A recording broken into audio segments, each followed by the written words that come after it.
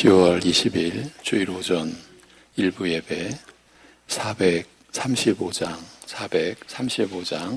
찬송을 드림으로 시작하겠습니다.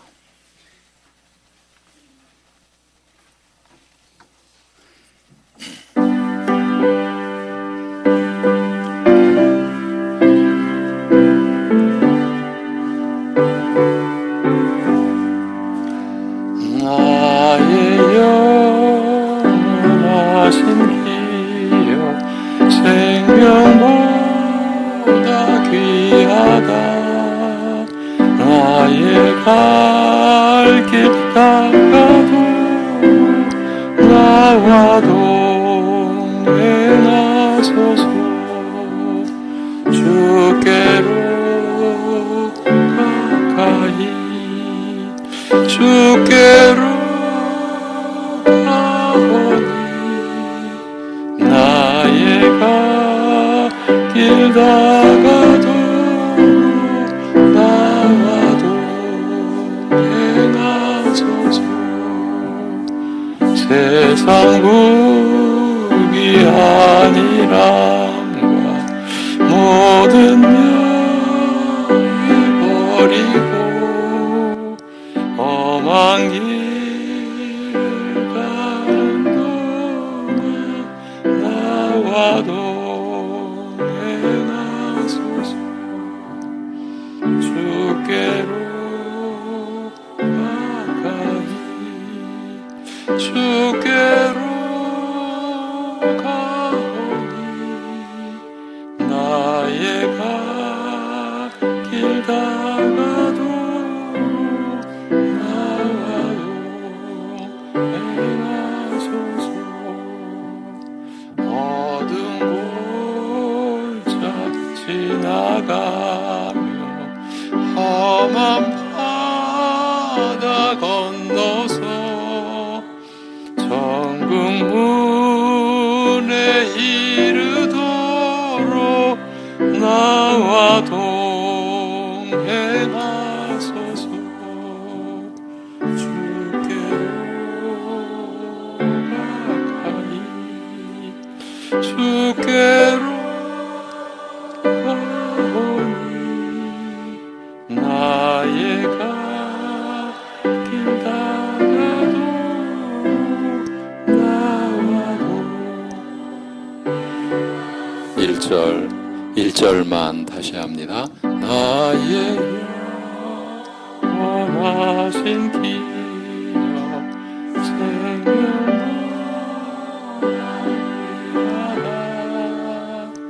나의 갈 길 다가도 나와도 행하소서.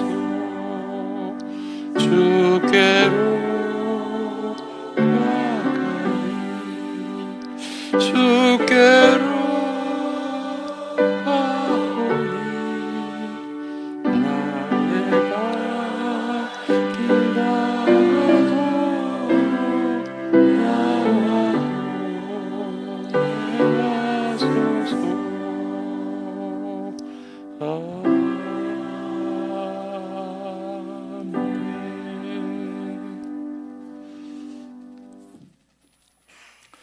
이제 함께 사도신경으로 우리 신앙 고백을 드리겠습니다. 전능하사 천지를 만드신 하나님 아버지를 내가 믿사오며 그 외아들 우리 주 예수 그리스도를 믿사오니 이는 성령으로 잉태하사 동정녀 마리아에게 나시고 본디오 빌라도에게 고난을 받으사 십자가에 못 박혀 죽으시고 장사한 지 사흘 만에 죽은 자 가운데서 다시 살아나시며 하늘에 오르사 전능하신 하나님 우편에 앉아 계시다가 저리로서 산 자와 죽은 자를 심판하러 오시리라. 성령을 믿사오며 거룩한 공회와 성도가 서로 교통하는 것과 죄를 사하여 주시는 것과 몸이 다시 사는 것과 영원히 사는 것을 믿사옵나이다. 아멘.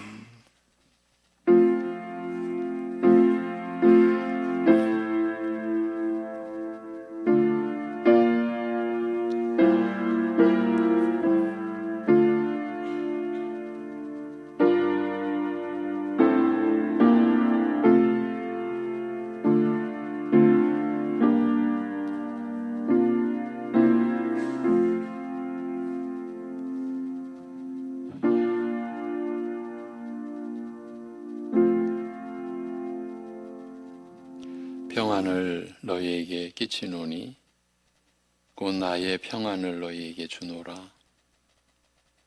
내가 너희에게 주는 것은 세상이 주는 것과 같이 아니하니라. 너희는 마음에 근심하지도 말고 두려워하지도 말라. 아멘.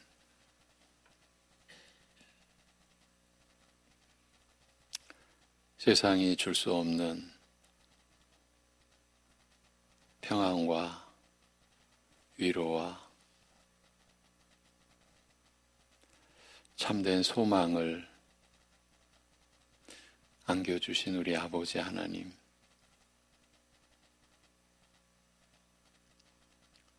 하나님을 아버지로 섬기며 예배하는 무리들이 오늘도 모여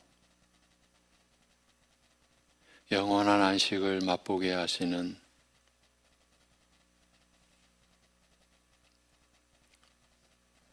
주일의 안식을 베푸시는 아버지 하나님 앞에 오늘도 예배 드릴 때에 우리 주 예수 그리스도의 이름만을 의지하고 성령의 인도하심만을 따라서 우리가 한 마음으로 한 믿음으로 예배 드릴 수 있도록 우리를 주장하여 주옵시고 우리를 다스려 주시옵소서. 예수님의 이름으로 기도합니다. 아멘. 이제 일어나셔서 12장 찬송 드리겠습니다. 12장입니다.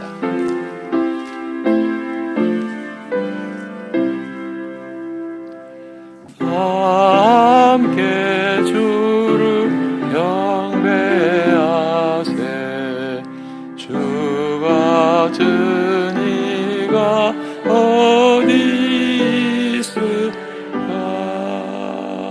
주 앞에 찬양을 드리니 주 성령이여 나를 도우사. 주 기뻐하시 노래 불러서 그 이름 찬양하게 하소서. 내 주여 나를 인도하사 아버지 품에 살게 하시고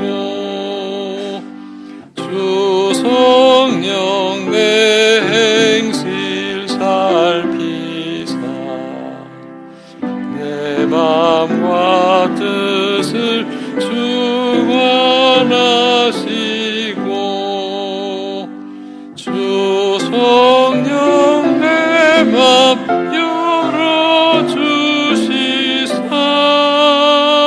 참 평화 간직하게 하소서. 주 성령 나를 감화사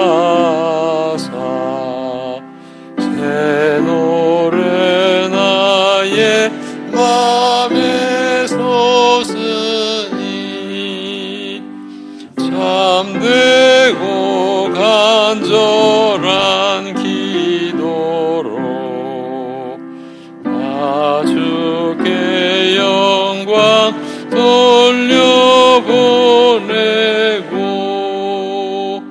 주 성령 내 맘 열어주시사 내 주를 찬양하게 하소서. 말할 수 없는 탄식으로 날 위해 친히 간구하시는 주 성령 나랑 항상 돕나니 이 천하 몸은 주의 것이며 주님의 기억 이을 자임을 나 밝히 알게 하여 주소서.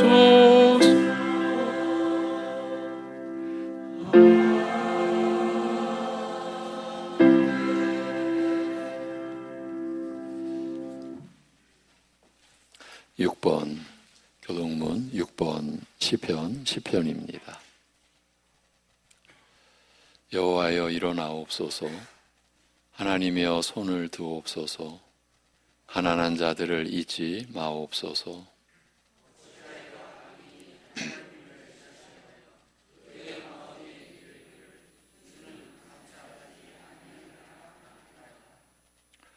주께서는 보셨나이다. 주는 재앙과 원한을 감찰하시고 주의 손으로 갚으려 하시오니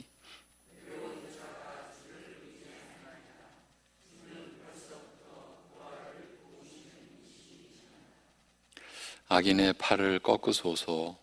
악한 자의 악을 더 이상 찾아낼 수 없을 때까지 찾으소서.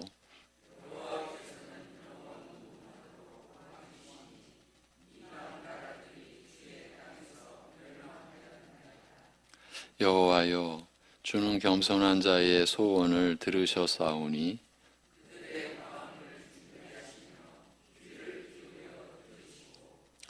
고아와 압제 당하는 자를 위하여 심판하사 세상에 속한 자가 다시는 위협하지 못하게 하시리이다. 아멘.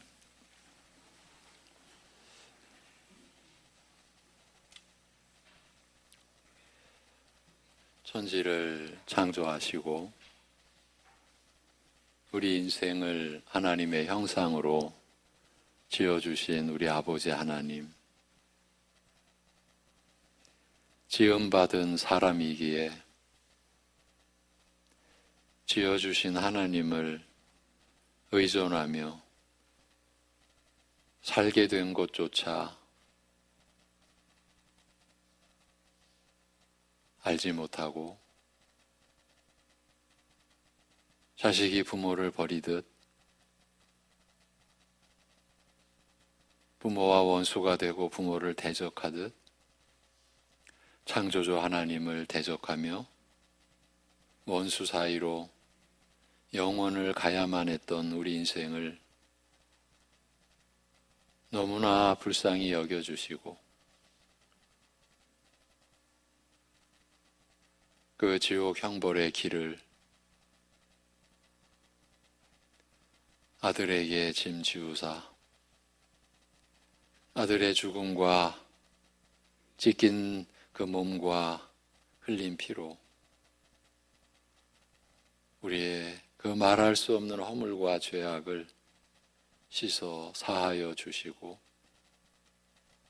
하나님을 영원히 섬기는 그리고 하나님과 영원히 교통하며 교제하고 사귐의 삶을 살 수 있는 영생의 은혜를 우리에게 내려주셨사오니 오늘도 그 은혜를 입은 주의 백성들 하나님 아버지 앞에 찬송을 올려드리며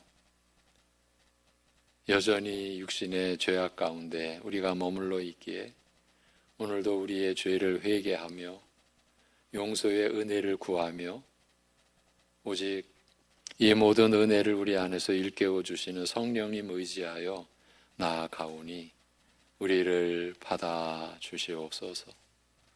우리의 예배를 받아 주시옵소서. 우리가 하나님을 예배하는 자리에 있다는 것이, 있을 수 있다는 것이 우리에게 얼마나 놀라운 일이고 복된 일이고 귀한 일인지를 오늘도 우리가 새롭게 깨달을 수 있게 하여 주시옵소서. 어제가 있듯이 오늘도 자연스럽게 있는 것이 아니라 하나님의 허락하심으로 하나님의 뜻으로 오늘이 있는 것을 우리가 생각하는 것처럼 지난 주일 이렇게 모여 예배 드렸듯이 그저 자연스럽게 오늘 모여 우리가 예배 드리는 것이 아니라 하나님의 뜻이 있고 하나님의 허락하심이 있고 하나님이 우리의 마음을 주장하여 붙들어 인도하여 주셨기에 우리가 여기 이렇게 모여 한 믿음으로 한 찬송으로 한 성경책 말씀을 붙들고 하나님께 예배드릴 수 있게 되었음을 우리가 생각할 수 있는, 인식할 수 있는 하나님의 모든 은혜로 우리가 예배드릴 수 있게 된 것, 그것을 우리가 먼저 감사할 수 있는 그러한 심령이 되게 우리의 마음을 조성해 주시고 성령께서 우리의 마음을 열어주시고 하나님을 향하여 우리의 심령이 열릴 수 있게 하여 주시옵소서. 아버지 하나님, 우리가 얼마나 교만한지를 알게 하여 주옵소서. 겸손한 모습으로 변화해져 가는 그 안에도 누군가를 내려보며 그러기 위하여 자신을 우월하게 만들며 하나님의 형상인 누군가의 인격을 내가 손상시키고 훼손하면서도 그것을 알지 못하고 마치 당연하게 그렇게 행할 수 있는 것 같이 여겨왔던 우리의 모습, 우리의 지난날의 모습들, 아버지 하나님, 우리의 그 마음을 밝혀주셔서 그러한 심령을 주님 앞에서 깨닫도록 하시고 회개토록 하시고 그러기에 주님의 은혜를 정말 사모하고 우리를 변화시켜 주실 주님의 사랑을, 주님의 긍휼을, 주님의 선하심과 인자하심을 매달려 구하며 우리가 그러기에 주님을 창조주 우리 아버지 하나님을 절대 의존하며 살아가는 모습이 안팎으로 하나가 되어져가는 우리들 되게 인도하여 주시옵소서. 그러기에 오늘도 우리를 살리신 말씀, 생명의 말씀 앞에 우리가 엎드립니다. 한때는 우리가 말씀을 남들보다 내가 더 깨닫는 것처럼 여겼던 적도 있었습니다.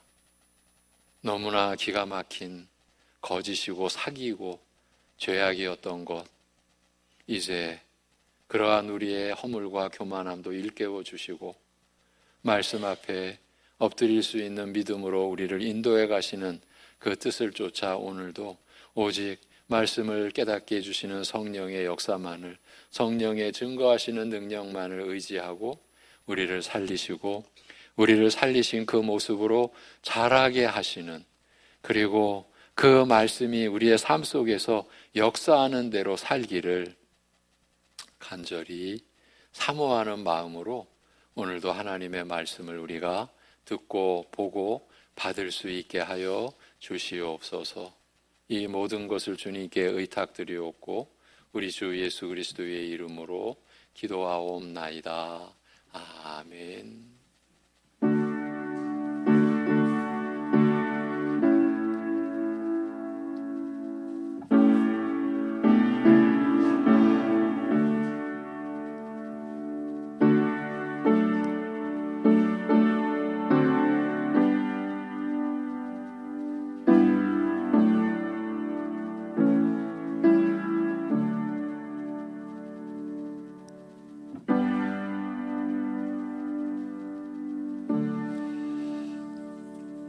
이어지는 찬송은 453장 찬송입니다.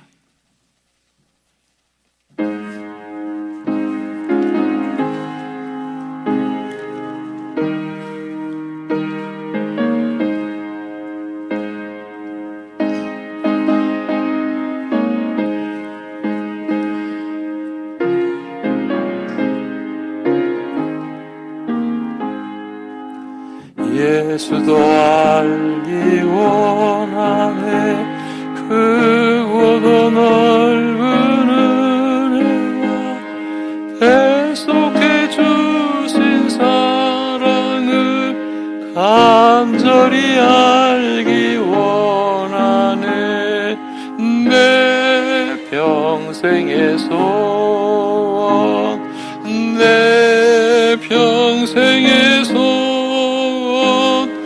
대속해 주신 사랑을 간절히 알기 원하네 성령이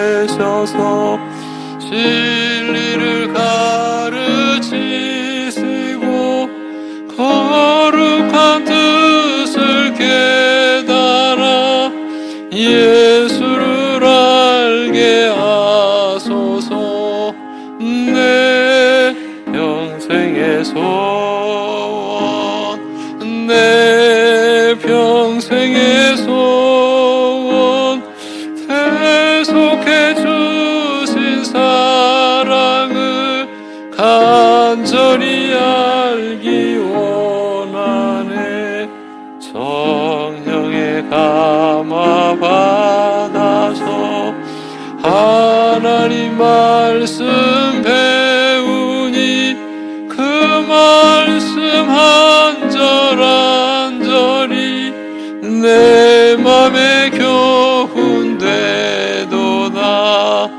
내 평생의 소원 내 평생의 소원 대속해 주신 사랑을 간절히 알기 원하네 예수가 계신 보좌는 영광에 둘려 있도다 평화의 왕이 오시니 그 나라 왕성하도다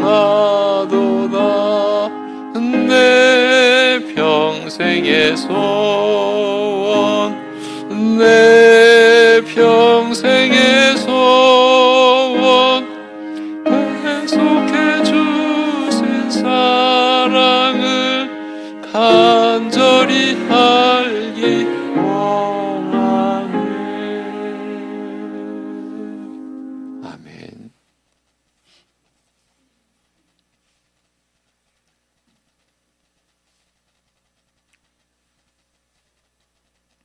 죄악 가운데서 우리를 불러주시고 영원한 심판을 받아야 할 그 어두운 가운데서 아들을 죽이신 그 복음으로 우리를 불러주신 아버지 하나님,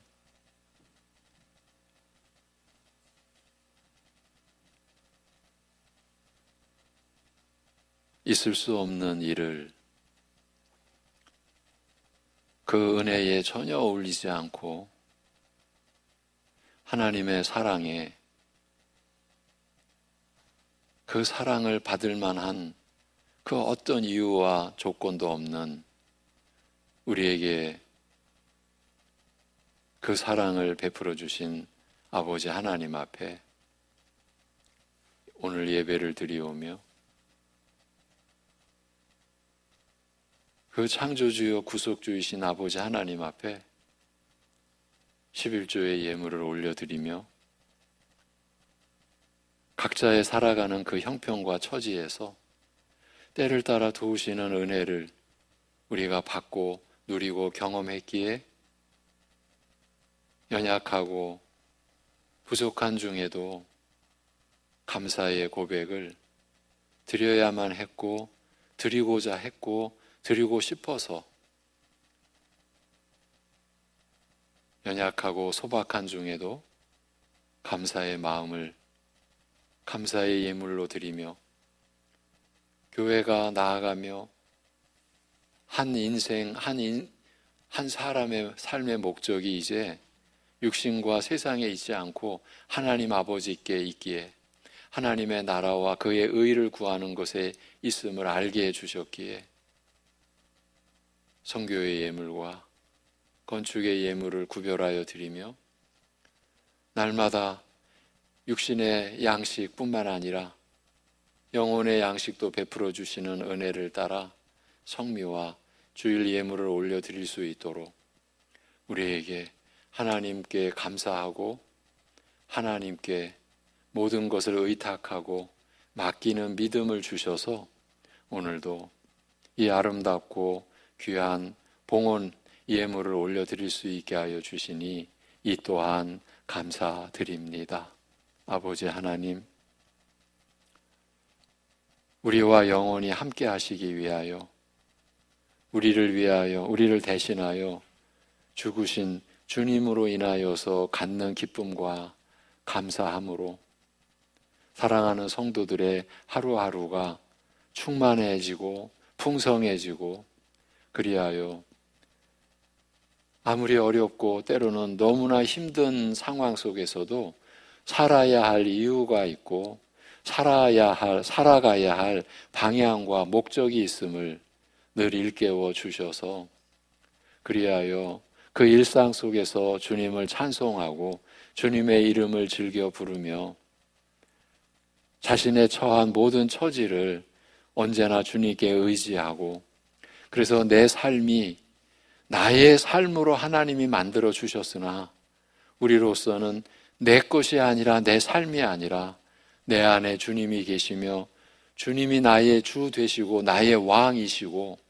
나의 목자 되심을 고백하는 그래서 우리의 삶을 통해서 때로는 너무나 연약하고 부족해 보이는 그 삶을 통해서 하나님께 기쁨과 영광을 돌릴 수 있음을 그것을 우리가 이룰 수 있음을 믿음으로 갖게 하시고 그 생각과 의지를 갖게 하시고 그래서 날마다 하루를 살아가는 것이 하나님과 동행하고 하나님과 함께하고 하나님이 나를 붙들어 주시고 우리는 전적으로 하나님을 의지하고 하나님의 은혜를 구하며 사는 것이 사랑하는 성도들의 하루의 삶이 되도록 은혜를 베풀어 주시고 믿음을 새롭게 하여 주시옵소서.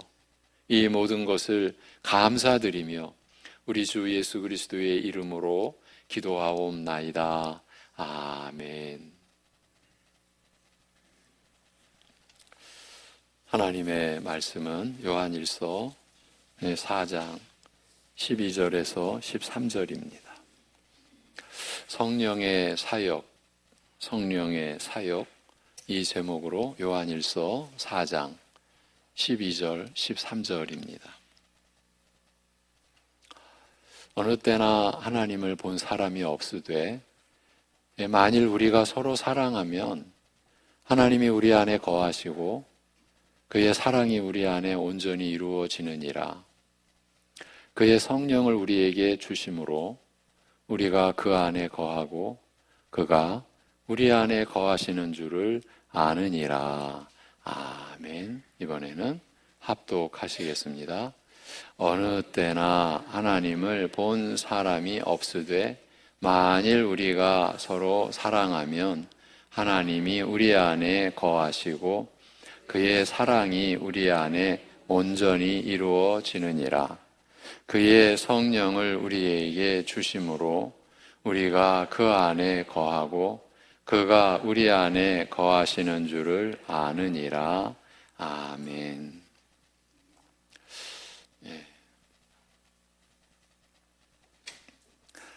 요한 사도는 특별히 사랑에 초점을 두고 우리가 진리 안에서 조화와 균형을 이룬 사랑을 반드시 나타내야 하는 자들이라는 점을 가르치고 있는 중입니다.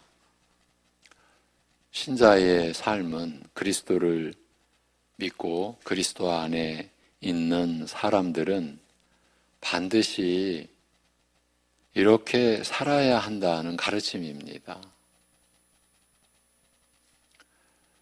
7절, 8절에서는 그래야 하는 첫 번째 이유를 제시하였습니다. 성부 하나님은, 우리 아버지 하나님은 본성 자체가 사랑이시기 때문에 자녀는 부모의 유전자를 받아서 나올 수밖에 없는 것처럼 하나님의 자녀된 성도들은 하나님의 영적 유전자인 사랑을 담게 되어 있다는 의미였습니다. 그리고 지난주 우리가 살펴본 9절에서 11절까지에서는 성자 하나님께서 성부의 보내심을 받아 우리 죄를 위하여 화목 제물이 되셨기 때문이라고 했습니다. 성부 하나님은 성자 예수님을 이 땅에 보내심으로써 그의 본질이 사랑이시라는 점을 증명하셨기 때문에 예수님을 받은 우리도 마땅히 사랑해야 하지 않느냐 하는 의미였습니다. 이처럼 사도 요한은 우리 모든 그리스도인들이 사랑으로 특징 지어져야 하는 이유를 지금 성부, 성자 하나님의 존재와 그 본성에서 알려주고 있습니다. 이것이 우리에게 가장 중요한 동기가 되고, 우리가 이렇게 살아야 하는 가장 중요한 동기가 되고 결코 무시할 수 없는 이유들입니다. 우리의 존재와 구원의 근원이 되시며 여전히 우리와 온 세상 만물의 주인이 되신 삼위일체 하나님께서 우리에게 먼저 사랑을 베풀어 주셨고 먼저 사랑을 보여주셨기 때문입니다. 우리가 그리스도인이라면 절대 무시할 수 없는 존귀하신 하나님이 그렇게 하셨기 때문입니다. 그러나 사도 요한은 우리가 형제 사랑을 가장 중요한 사명으로 여겨 베풀어야 하는 이유가 거기에서 그치지 않는다고 말합니다. 우리가 그리스도인이라면 절대로 간과하지 못할 중요한 세 번째 이유가 있다. 오늘 그 말씀입니다. 그것은 성령 하나님과 관련이 있습니다. 12절은 그에 대한 세 번째 이유를 제시하는 것입니다.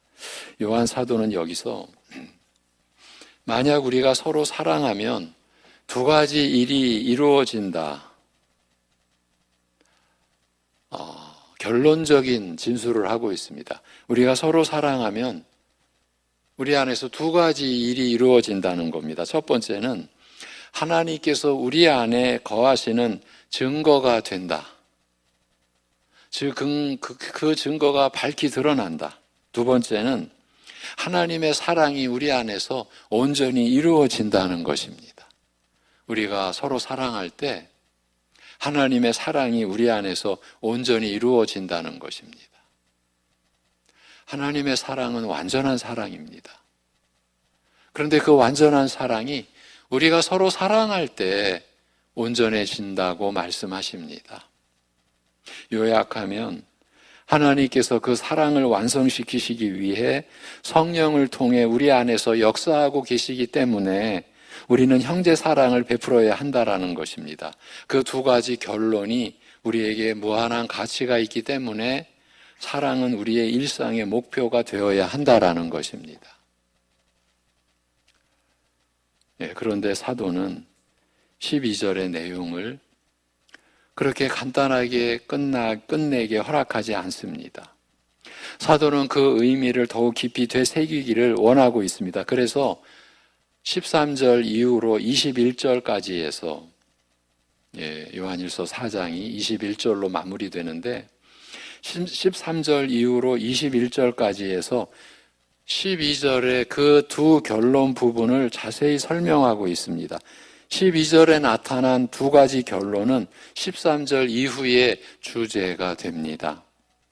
13절에서 16절까지에서는 신자들 안에 거하시는 하나님의 내주하심에 대해, 즉 하나님께서 우리 안에 거하신다라는 점에 대해 자세히 설명합니다. 그리고 17절부터 21절에서는 12절의 두 번째 결론인 하나님의 사랑이 우리 안에서 온전히 이루어진다는 점에 대해 자세히 언급하고 있습니다. 하나님의 사랑이 우리 안에 온전히 이루어진다는 말이 무슨 뜻이냐 하는 것입니다.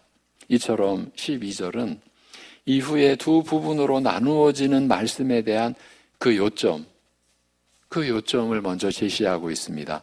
이는 그 점에 대해 우리가 더 자세하고 깊이 생각하고 알아야 할 필요가 있다라는 뜻입니다. 오늘은 그 중에 첫 번째 요점, 즉 만일 우리가 서로 사랑하면 하나님이 우리 안에 거하신다. 하나님께서 우리 안에 거하시는 증거가 된다. 그 말씀에 대해 살펴보기로 하겠습니다. 이 말은 우리가 사랑한다는 것은 하나님이 우리 안에 거하시는 증거이기 때문에 사랑해야 하지 않느냐는 말입니다. 이 말씀은 우리가 사랑하면 그때에 비로소 하나님이 우리 안에 거하신다는 뜻이 아닙니다.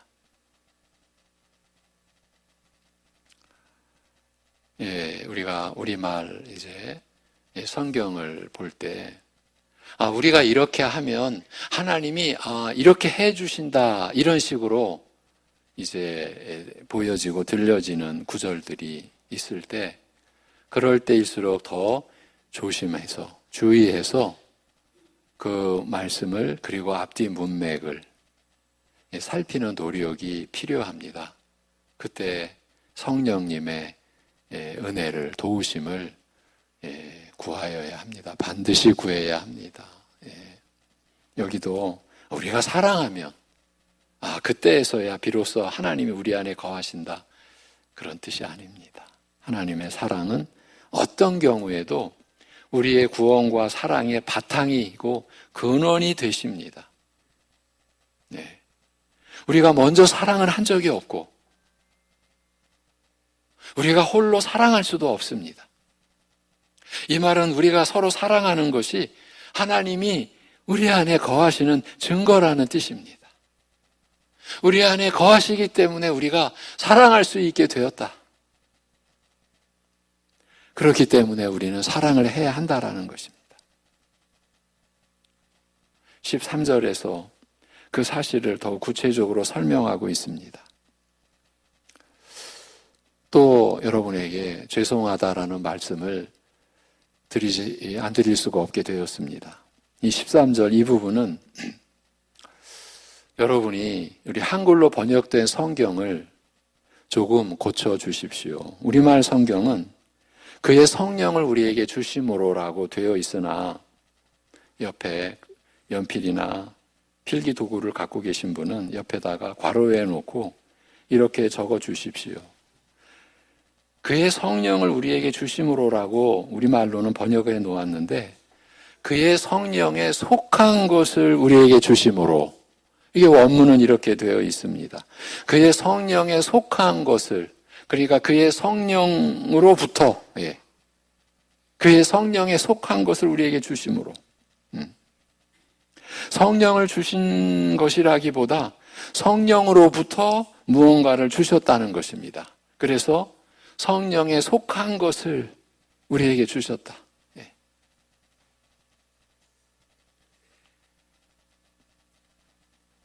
지금 우리가 받는 이 말씀이 성령을 우리에게 주신 것을 전제로 지금 말씀하시는 내용인 겁니다. 근데 여기에서 그의 성령을 주심으로 문맥과도 맞지를 않고 본래 이 헬라어 성경이, 원문 성경이 그의 성령에 속한 것, 그래서 성령을 주신 것이라기보다 성령으로부터 무언가를 주셨다는 것입니다.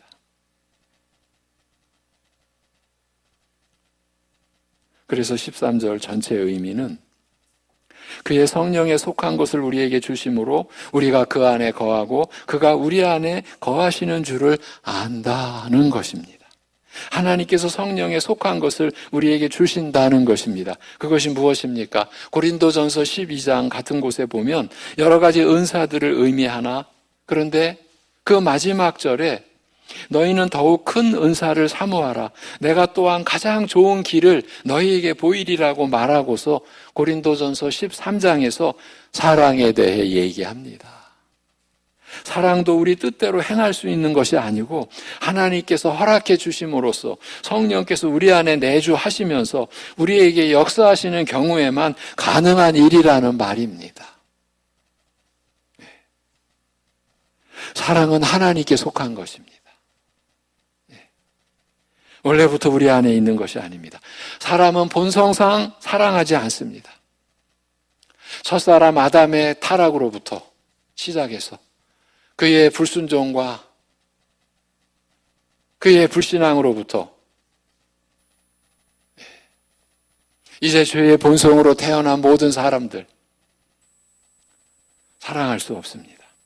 우리는 미워하고 무시하고 폭행하고 살인하는데 익숙한 자들입니다.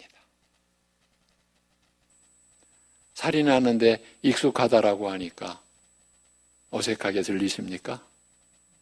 율법은 미워하는 것이 살인이라고 규정하고 있습니다. 하나님의 형상인 사람을 미워하는 게 육신의 생명을 앗아가는 살인과 똑같다. 그것이 본질이 같다라는 거예요. 이것이 하나님 나라의 법이에요.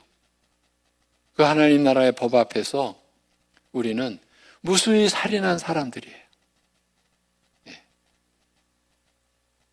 그러나 만일 우리가 참된 사랑을 하고 있다면 즉 예수님께서 지적하신 것처럼 혈육이나 나에게 잘해주는 자들에게만이 아니라 예수 믿는다는 것 때문에 서로 사랑을 베풀고 있다면 그것은 하나님이 우리와 함께 거하시는 증거라는 말씀이 그 뜻입니다. 만일 내가 혈육 아닌 자를 사랑하고 나에게 잘해주는 자가 아닌 자들을 일관되게 친절하게 대하려고 노력하며 내가 도움받을 일이 없었고 앞으로도 그럴 것을 기대할 수 없는 자를 기꺼이 도와주려 한다면 그건 성령께서 나와 함께 계셔서 그에게 속한 사랑을 은사로 내게 부어주셨기 때문입니다. 어느 누가 봐도 사랑스럽지 않은 자를 사랑하려고 애쓴다거나 더 나아가 나를 핍박하고 악의적으로 대하는 어떤 사람을 위해 기도하며 그리고 만일 나를 해치기 위해 온갖 방법을 다 동원한 어떤 사람을 도우려고 한다면 그가 목말라 해서 그에게 물 한 잔을 대접하려고 한다면 그것 또한 내가 하나님의 백성이며 하나님이 내 속에 계심을 알 수 있는 것입니다. 왜냐하면 만일 그분이 내 안에 계시지 않는다면 내가 결코 그렇게 할 수 없을 것이기 때문입니다. 우리는 본성상 그런 사랑을 가질 수 없습니다. 그러므로 만일 내가 형제를 사랑한다면 나는 하나님이 사랑이심을 확신하고 있는 것입니다. 이것이 하나님의 말씀입니다.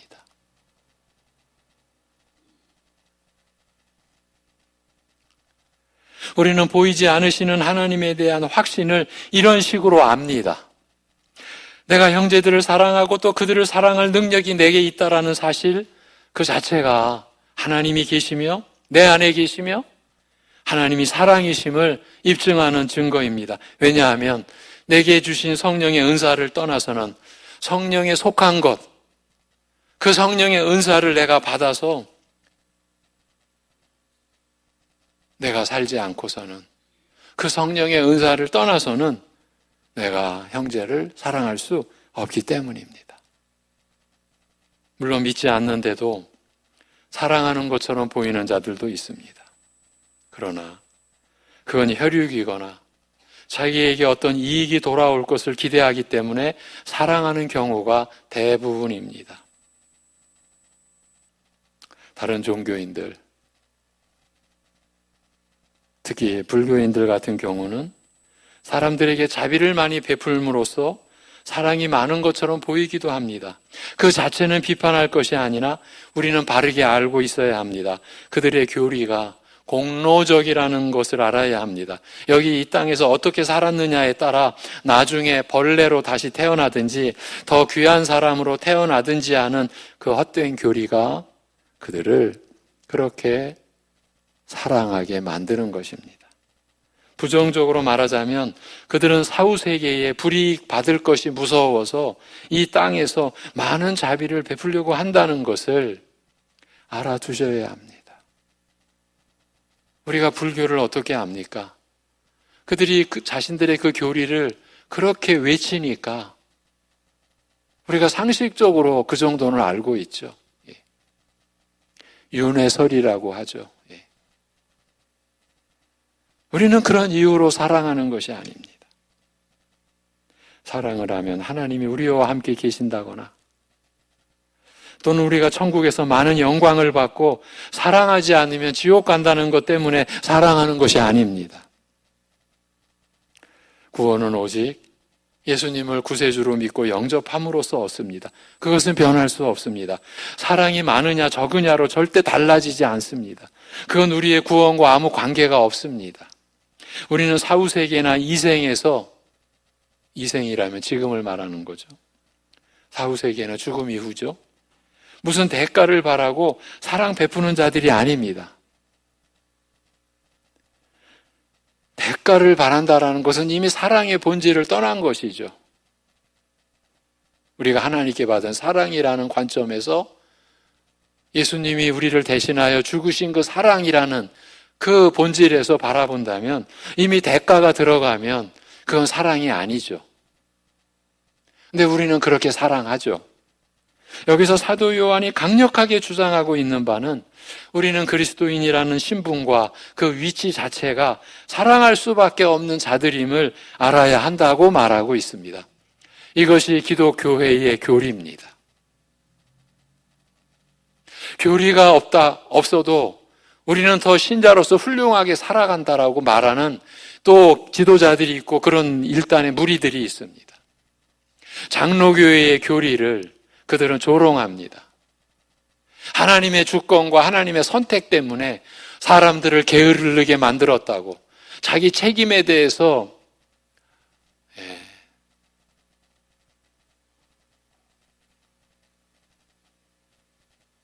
마음을 두지 않게 만들었다고 장로교회를 그렇게 비웃고 조롱합니다.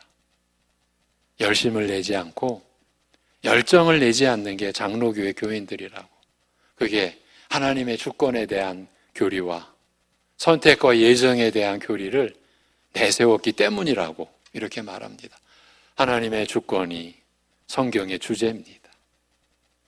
하나님의 예정과 선택이 바로 창세기서부터 시작되는 하나님의 말씀입니다. 창세기를 시작의 책이라고 부릅니다. 그러나 또 하나의 별칭이 있습니다. 선택의 책입니다. 그런데 그것을, 그 교리를 특히 장로교회는 주장하다가 저렇게 연약한 교회가 됐고 성령의 역사를 무시하고 그렇게 무책임한 교회가 됐다고 이렇게 말들 합니다. 그러나 여러분, 지금 우리가 말하고 있는 것이 교리입니다. 장로교회가 성경을 통해서 받은 교리입니다. 우리는 그리스도인이라는 신분과 위치 자체가 사랑할 수밖에 없는 자들이 아닌가? 이 사랑이 있느냐 없느냐, 많으냐 적으냐에 따라 나중에 우리가 받을 대접이 달라지는 것은 아무것도 없습니다. 단지 이 사랑이 없다거나 적다라는 것은 우리가 우리 신분에 어울리는 삶을 살지 못했다는 후회와 부끄러움을 줄 뿐입니다. 우리에게 주어진 하나님의 백성이라는 영광스러운 이름에 어울리지 않게 살았다는 자책감을 가지는 것 뿐입니다. 우리는 하나님의 자녀이며 하나님께서 우리와 함께 계시기 때문에 사랑을 해야 하는 자들입니다. 그것만이 이유입니다. 사도 요한이 여기서 말하고자 하는 내용은 그것입니다. 우리가 왜 사랑해야 하느냐? 사랑한다는 것은 성령께서 우리 안에 임재하시면서 사랑할 수 있는 힘을 주셨기 때문에 가능한 것이다. 그것은 하나님이 나와 함께 계시며 하나님과 내가 연합되어 있으며 하나 되었음을 입증하는 증거다. 그것으로 충분하지 않느냐 하는 것입니다. 그것을 증거하는 것보다 더 큰 이유가 있지 않다라는 것입니다. 우리에게 부여되는 사랑할 동기는 그것보다 더 큰 것이 없다라는 말이에요.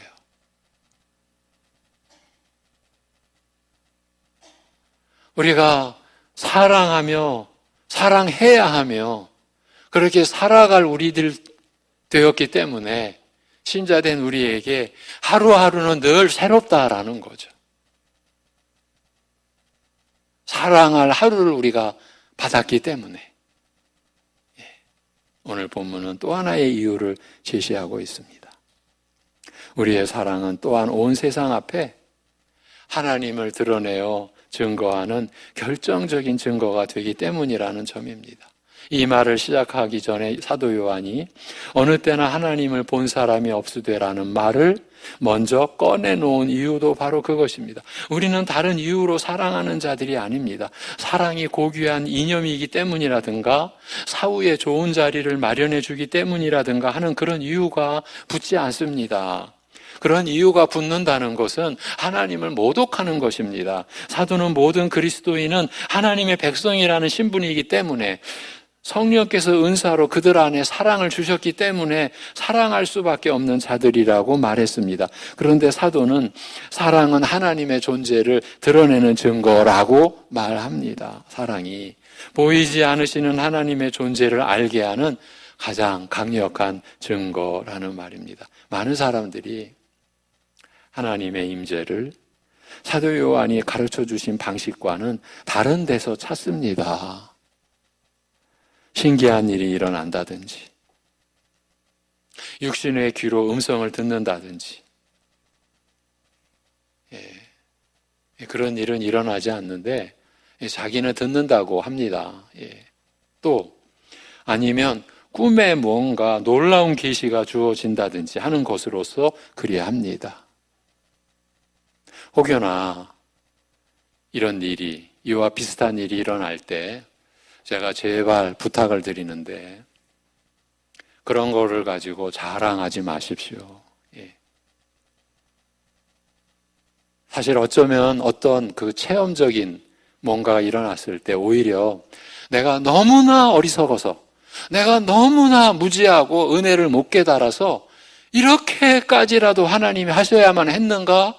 그렇게 여기시는 것이 안전합니다. 그렇지 않으면 그 체험을 자랑하기 시작합니다. 억제가 안 됩니다. 여러분, 사람을 망치는 것 중에 술이라는 게 있습니다.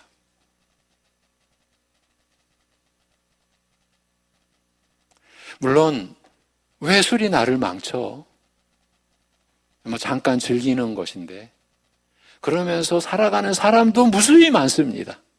그러나 여러분, 술이 한 영혼을, 한 인생을 망치고 그 집안을 망치고 대대로 망치고 그런 가정도 있다라는 것을 생각해 보십시오.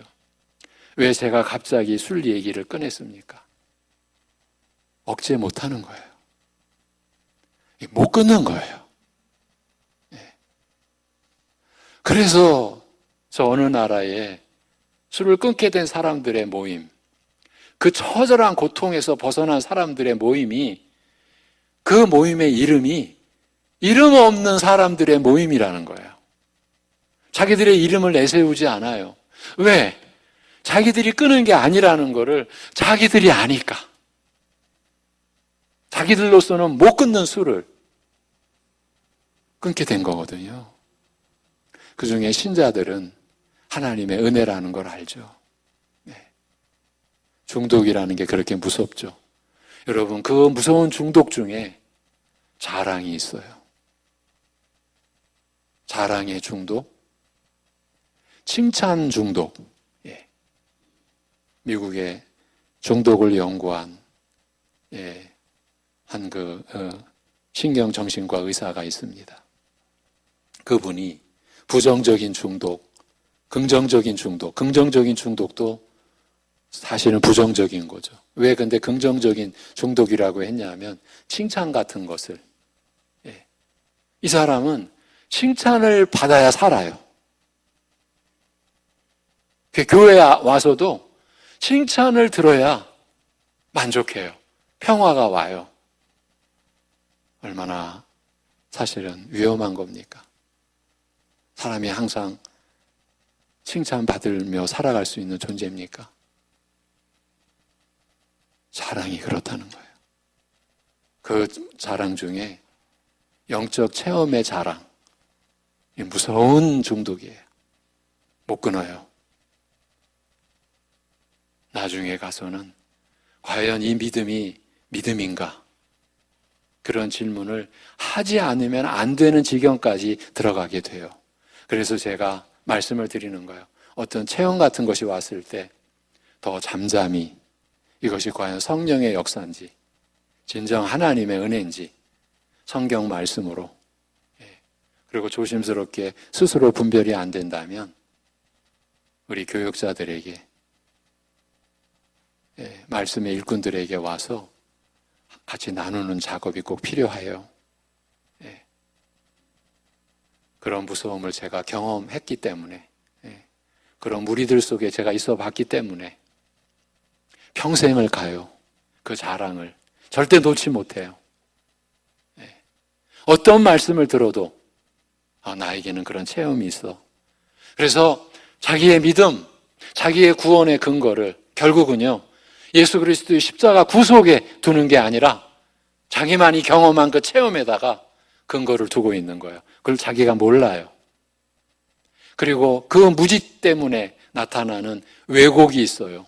뭔가가 이상한 모습이 있어요. 그런데 타인은, 가족은 그거를 보는데 본인은 몰라요. 지금 많은 사람들이 하나님의 임재를 사도 요한이 가르쳐 주신 방식과는 다른 데서 찾는 거를 말씀하다가 여기까지 왔어요. 신기한 일이 일어난다든지 육신의 귀로 음성을 듣는다든지 아니면 꿈의 모험과 놀라운 계시가 주어진다든지 하는 것으로서 그리합니다. 물론 구약시대나 성경이 완성되기 전에는 그런 일들이 종종 있었습니다. 그러나 그때도 계시가 주어지는 특별한 경우에만 한정되어 그런 일들이 있었을 뿐입니다. 모든 백성들이 다 함께 공유하는 그런 경험은 아닌 것입니다. 그런 경험들과는 달리 모든 백성들에게 주어지는 공통적인 현상은 다른 것이었습니다. 내가 거룩하니 너희도 거룩하라. 내가 너희를 사랑한 것 같이 너희도 서로 사랑하라. 이로써 모든 사람이 너희가 내 제자인 줄 알리라. 그 예수님의 말씀을 받들어 사도는 하나님의 백성인 모든 성도들에게 공통적인 특색은 그 사랑이라는 것을 밝히고 있습니다. 사랑만이 하나님이 살아계시며 우리와 함께 계시며 온 세상 만물을 그 뜻대로 다스리시며 우리가 그 하나님의 백성임을 증거한다라는 것입니다. 이것이 우리가 사랑해야 할 결정적인 이유인 것입니다. 첫째는 우리가 하나님께 속했고 하나님이 우리 안에 거하시기 때문에 행해야 하는 것입니다. 하나님께서 모든 그리스도인들에게 성령을 통하여 사랑이라는 은사, 하나님의 영적 유전자를 심어주셨기 때문에 사랑해야 한다라는 것입니다. 그리고 두 번째로는 사랑은 보이지 않으시는 하나님을 증명하는 결정하는 증거가 되기 때문에 사랑해야 하는 것입니다.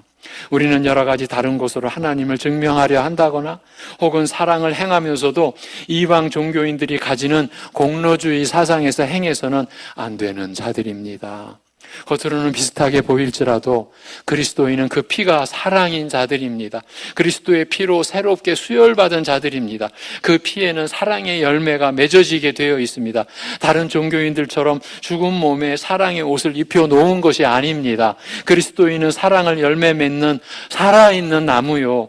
다른 종교인들이 자비를 베푸는 것은 회칠한 무덤에 지나지 않은 것입니다. 두려운 것은 그 회칠한 무덤이라는 말을 예수님께서 이스라엘의 지도자들에게 먼저 말씀하셨다는 것입니다. 즉 영으로 살아있는 생명체가 아니라 죽은 시체에 그럴듯한 옷만 입혀놓은 것은 이방 종교인에게 국한되지 않고 교회 안의 일부 인사들에게까지 적용된다는 것이에요. 사랑이 그 둘 사이를 가르는 중요한 기준점입니다. 사랑은 우리의 신분을 확인시켜주고 우리 하나님을 증명해 줍니다. 성령께서 그들과 함께 계시느냐 아니냐 하는 증명서가 됩니다. 그러니 무엇보다 사랑에 힘써야 하지 않겠느냐 하는 것이 이 사도 요한의 간곡한 권면입니다. 성삼위 하나님의 존재가 사랑으로 표출되는데 그의 백성들인 우리가 아무런 대가를 바라지 않는 사랑에 힘쓰지 않는다면 무엇으로 우리가 하나님께 속한 자임을 나타내며 무엇으로 하나님을 알게 하겠느냐 하는 것입니다. 주님과의 사귐을 갖는 모든 자들은 사랑의 이와 같은 특성을 알고 어서 속히 사랑 그 자체만을 힘쓰는 자들이 되어야 하리라. 이것이 우리 신자들의 삶의 목표다.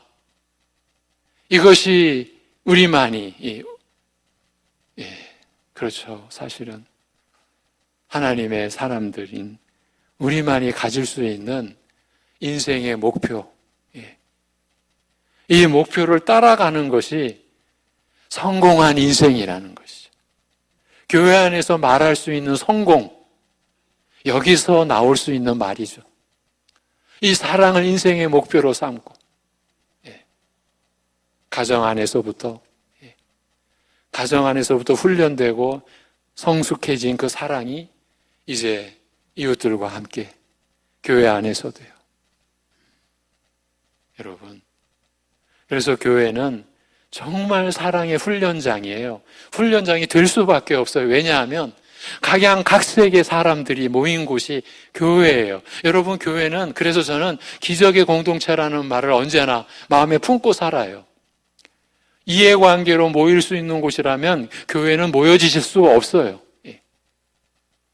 한 취향만 가진 사람이 모일 수 있는 곳이라면 교회는 우리 이렇게 모여질 수가 없어요. 재주 좋은 어떤 사람들만이 모이는 곳이라면 이렇게 모여질 수가 없어요. 한 취미, 내가 좋아하는 것만 모일 수 있는 사람이라면 이렇게 모여질 수가 없어요. 어떤 성격의 어떤 기질, 그런 사람들이 모일 수 있는 곳이라면 교회는 그렇게 되어질 수가 없어요. 여기는 사람들이 말하는 모든 것이 다 있어요, 교회는. 그러니까 교회만큼 사랑의 훈련장이 되는 곳이 있을 수가 없어요. 하나님은 우리를 그렇게 모아주셨어요. 여러분 생각하셔야죠. 우리 생각해야 합니다. 우리가 이러한 마음으로, 이러한 생각으로 교회를 바라봤는가?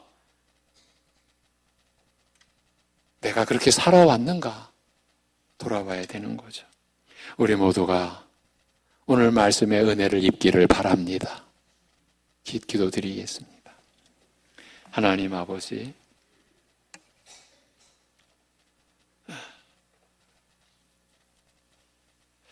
이렇게 우리를 불러서 우리를 사랑하여 주시고 또 우리가 받은 그 사랑대로 우리가 살아가기를, 그런 사람 되게 하신 하나님의 뜻을 우리가 이루어 가기를 우리에게 밝히 드러내 주시는 그 하나님의 말씀을 우리 교회가 이렇게 받을 수 있게 하시니 감사합니다. 아버지 하나님, 메마른 땅에 새벽의 이슬이 그 온 땅을 적시듯 아버지 하나님,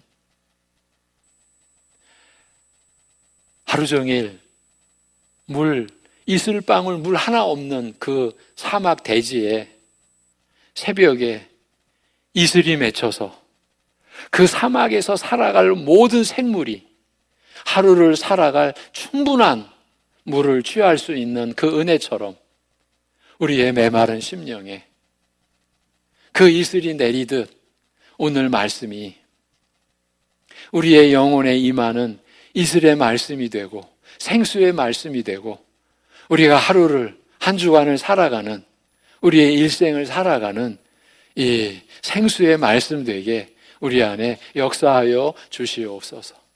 아버지 하나님, 우리가 신자로서, 그리스도인으로서 하나님으로부터 부름을 받았음에도 우리의 인생의 목표가 자기 자신에게만 있었던 것은 아닌지, 이 세상 그 무엇을 우리가 쫓고 그것을 취하는 것에 있지 않았는지,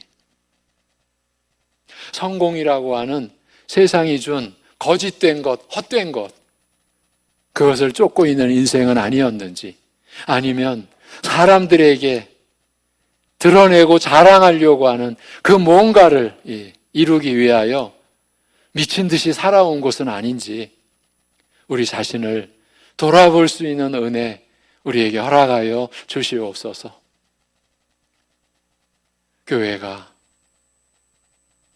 기도하는 집이라고 이름할 때에 우리가 기도하는 것이 하나님이 우리를 사랑하신 것처럼 그렇게 사랑하기 위하여 기도하는 은혜를 우리에게 베풀어 주신 것을 우리가 잊고 있는 것은 아닌지, 기도의 방향도 기도의 목적도 그저 내가 취할 것, 내가 이룰 것, 내가 바라는 것만을 쫓는 기도는 아니었는지 우리를 돌아볼 수 있는 은혜 우리에게 내려주시옵소서. 아버지 하나님, 우리가 이러한 말씀으로 하루를 한 주간을 살게 됩니다.